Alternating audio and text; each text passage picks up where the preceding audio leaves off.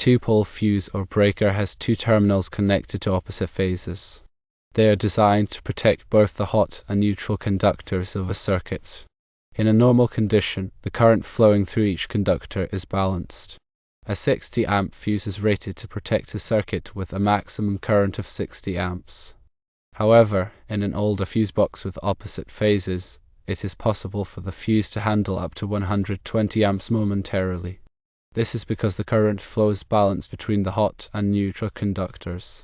In other words, the current in one conductor flows out of the fuse while the current in the other conductor flows into the fuse. This results in a zero net current through the fuse, even though the total current in the circuit is 120 amps. This situation is only possible with older fuse boxes that have opposite phases.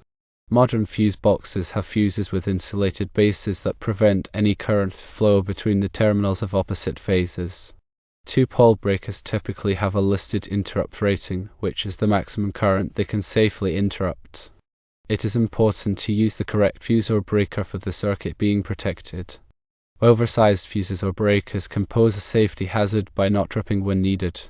Comparing one-pole versus two-pole breakers, consider these factors.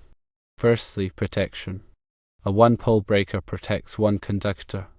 A two-pole breaker protects both hot and neutral conductors. Secondly, trip current. For both one-pole and two-pole breakers, the tripped current is listed in the breaker. Thirdly, interrupt rating. The interrupt rating is listed in the one-pole breaker, while the two-pole breaker typically has a higher interrupt rating. Fourthly, current flow.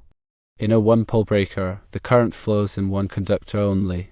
In a two-pole breaker, the current is balanced between the hot and neutral conductors. Applications for one-pole breakers are for single-phase circuits, while two-pole breakers are used for three-phase circuits and high-current loads. In general, two-pole breakers are used for applications where high currents or fault currents are expected, such as industrial machinery or large electrical loads.